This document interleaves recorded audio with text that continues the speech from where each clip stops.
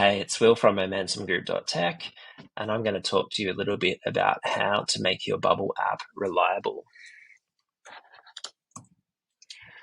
So, I get asked a lot of questions about scalability, security, how to implement the UI, how to make it responsive, but often I don't get asked questions about reliability.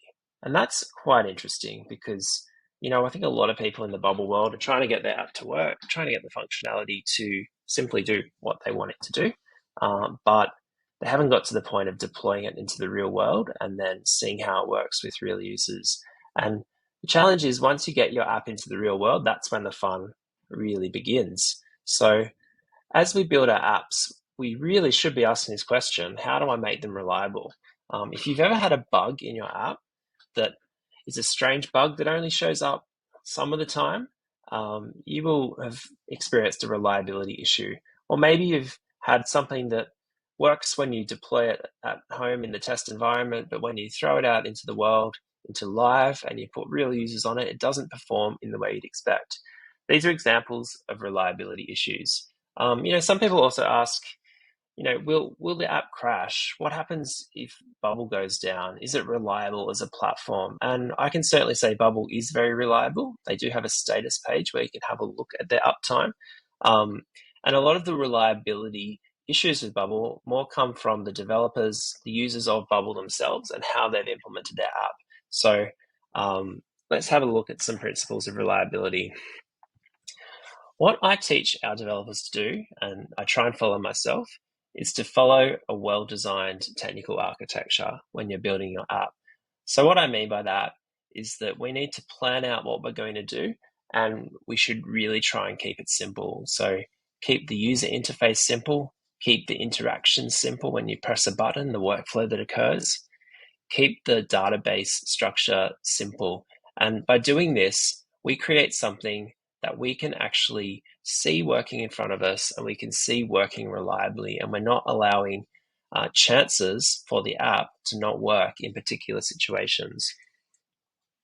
So another thing that I really encourage the people learning from me and the people I'm mentoring to do is to understand how components of the platform work from first principles.